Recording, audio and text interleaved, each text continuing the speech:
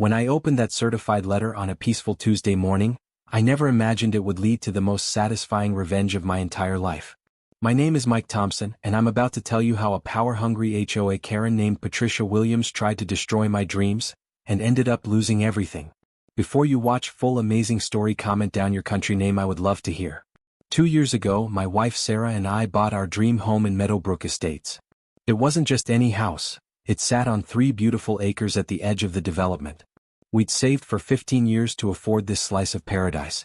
The previous owner had horses, and we fell in love with the idea of having our own little farm.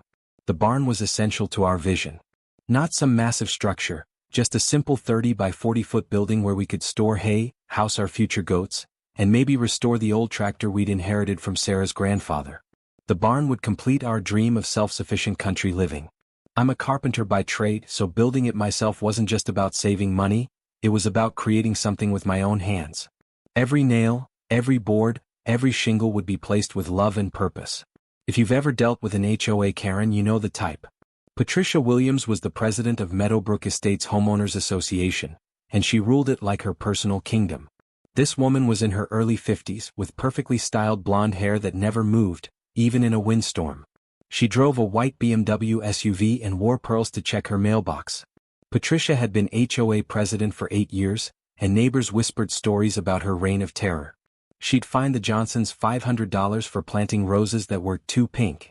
She made the elderly Petersons remove their bird feeder because it attracted unsightly wildlife. She even tried to ban children's chalk drawings on sidewalks. But I thought I was safe.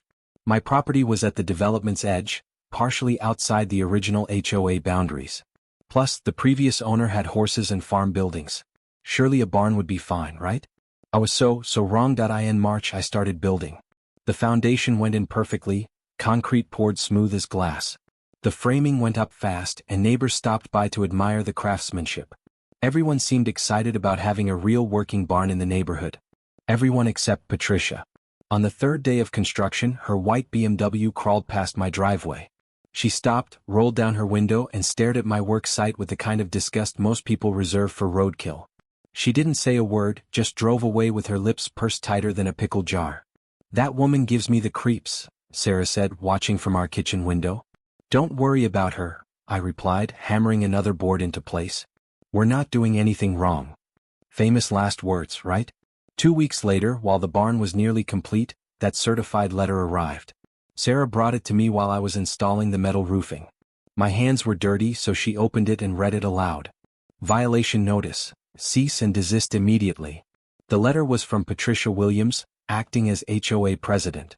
It claimed my barn violated Section 12B of the Meadowbrook Estates Covenants, which required pre-approval for any structure over 200 square feet. The fine? $7,000. $7,000. But here's the kicker. I had to pay within 10 days, or they'd place a lien against our home and demand I tear down the barn completely. I sat down hard on a sawbuck, suddenly feeling every one of my 42 years. $7,000? For building a barn on my own property? Sarah's face went white.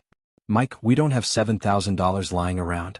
We put everything into this house and the barn materials." That night I couldn't sleep. I kept thinking about Patricia's smug face, about how she'd probably celebrated ruining our dreams. But then something else started burning in my chest. Not just anger but determination. This wasn't over. Not by a long shot. The next morning, instead of working on the barn, I started researching. I pulled out every document from our home purchase. The deed, the survey, the original HOA covenants, everything. That's when I discovered something interesting. The original Meadowbrook Estates development was built in phases. Our property was part of Phase 3, which was developed 5 years after the original neighborhood. The HOA covenants for Phase 3 were slightly different, and they specifically mentioned agricultural use being permitted on properties over 2 acres. But there was more. I drove to the county courthouse and spent hours in the land records office. What I found there made my pulse race. The land our house sat on had an interesting history. It was originally part of a 50-acre farm that had been in the Morrison family for 3 generations. When Old Man Morrison died, his kids sold it to developers, but in 3 separate transactions over several years. Here's where it gets juicy. The final parcel sale, which included the back portion of my property where the barn sat, had never been properly incorporated into the HOA boundaries. According to the legal descriptions, that land was still outside HOA jurisdiction. Patricia Williams had no authority over my barn. None whatsoever. Armed with this information, I called my cousin Danny, who's a real estate attorney in the city. We'd grown up together, and he owed me a favor from when I renovated his kitchen for free. "Mike," he said after reviewing my documents, "this is beautiful. Not only do they have no authority over your barn, but they've committed harassment and possibly extortion by demanding payment under false pretenses. What are my options?" I asked. Danny grinned, the same mischievous smile he'd had when we were kids planning pranks. "Oh, we're going to have some fun with this. How much do you trust me?" "Completely." "What did you have in mind?" "Well, if they want to play games with property law, let's show them how it's really done." Danny's plan was brilliant in its simplicity. We would 1. Prove the HOA had no jurisdiction over my barn. 2. Demand a refund of the illegal fine. 3. Sue for harassment and legal costs. 4. But here's the best part, we'd also research whether they'd done this to other neighbors. If we can prove a pattern of harassment, Danny explained, we can go after them for punitive damages. And Mike, punitive damages can be substantial.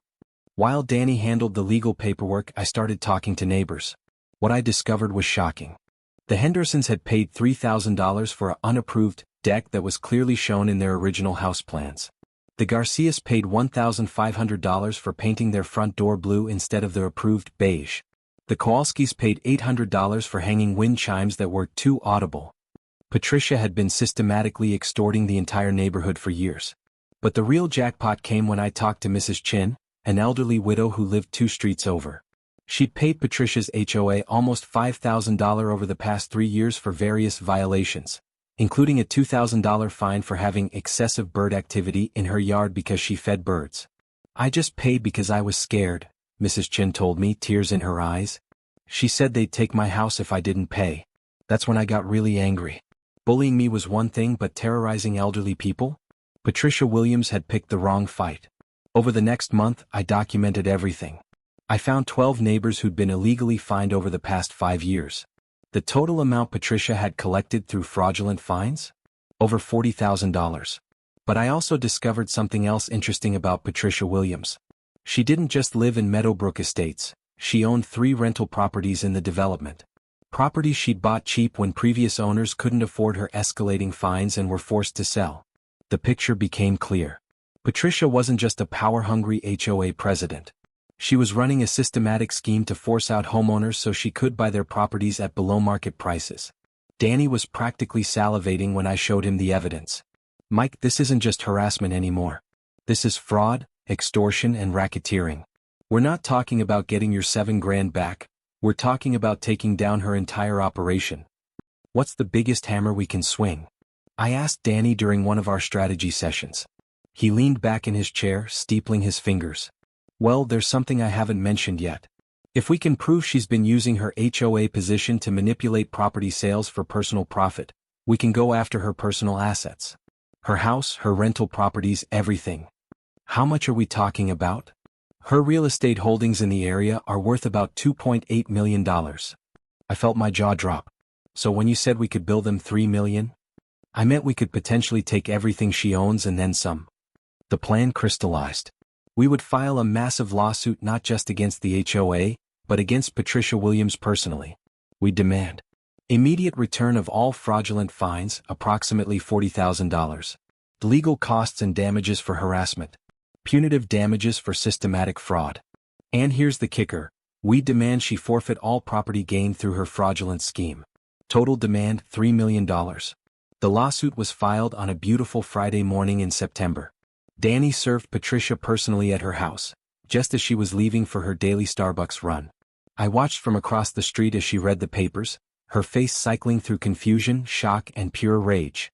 She immediately called an emergency HOA meeting for that evening. I made sure to attend. The community center was packed. Word had gotten out that something big was happening.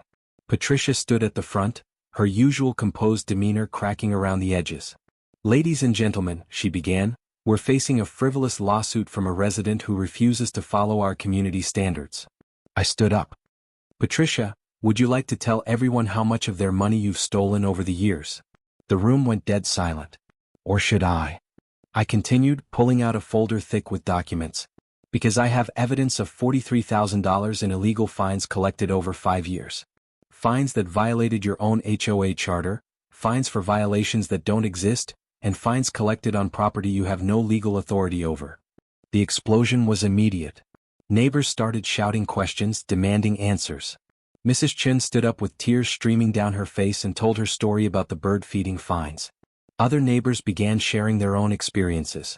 Patricia tried to regain control, banging her gavel and shouting for order. But it was too late. The dam had burst. Patricia's lawyer called Danny the following Monday. "Your client is willing to settle, I assume?" the lawyer asked.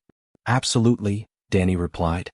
"Full payment of $3 million, resignation from the HOA, and sale of all properties acquired through fraudulent means." There was a long pause. That's everything she owns." "Yes, it is." The negotiations took 3 weeks. Patricia fought every point, but the evidence was overwhelming. Finally, faced with the prospect of criminal fraud charges, she capitulated. The final settlement. $43,000 returned to defrauded neighbors. $50,000 in legal costs. $100,000 in harassment damages. Patricia's forced resignation from the HOA. A sale of her 3 rental properties with proceeds going to affected neighbors. And the crown jewel, Patricia had to sell her own house and move out of Meadowbrook Estates entirely. Total value of the settlement, $2.8 million. Close enough to $3 million for government work. The day Patricia moved out was like a neighborhood holiday. Kids played in the streets, neighbors brought out grills for an impromptu block party, and someone even hired a mariachi band. I was putting the finishing touches on my barn, which now had a beautiful hand-carved sign reading Morrison Barn, in honor of the original farm, when Sarah came out with 2 cold beers. "Any regrets?" she asked, settling beside me on the porch swing. I looked out over our property, watching our goats graze peacefully in the pasture, the barn standing proud in the evening light. "Only one," I said. "What's that?" "I should have built the barn bigger." With Patricia gone, the HOA transformed overnight. The new board, elected unanimously by the neighbors, immediately revoked all of Patricia's arbitrary rules. Fines were reserved for genuine violations like safety hazards. The HOA budget became transparent, with monthly reports posted online. Mrs. Chen started the most popular bird feeding station in the county. The Garcias painted their door an even brighter blue. The Hendersons expanded their deck. And me? I built a second barn.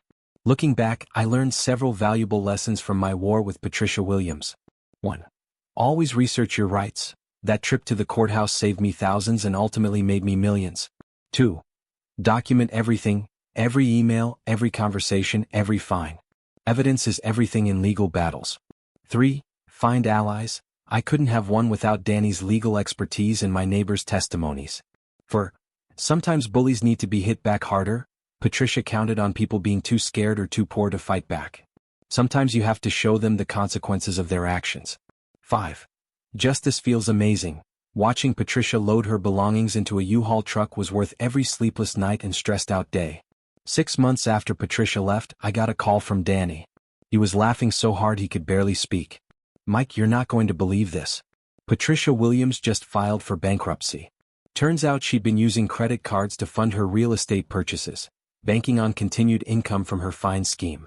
Without that income and having to pay the settlement, she's completely broke. "Where is she now?" I asked. "Living with her sister in a trailer park 2 counties over." "Oh, and Mike? She's not allowed to serve on any HOA board ever again. It's part of the settlement agreement." I hung up the phone and walked out to my barn, where I keep a special bottle of whiskey for very special occasions. I poured myself 2 fingers and raised a toast to the evening sky. Here's to justice, karma, and the best barn in 3 counties.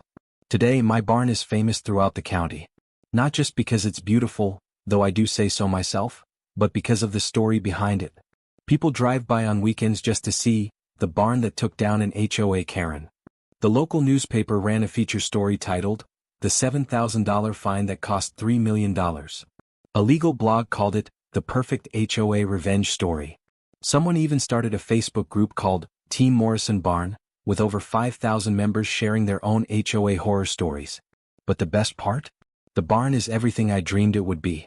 My goats have a warm, dry place to shelter. Sarah's garden tools are organized perfectly. And that old tractor? It's running better than ever. Sometimes, Late in the evening when the sun is setting behind the hills, I sit in my barn and think about Patricia Williams. I wonder if she ever drives by and sees what her greed and bullying ultimately created, not just a barn but a symbol of what happens when regular people stand up to petty tyrants.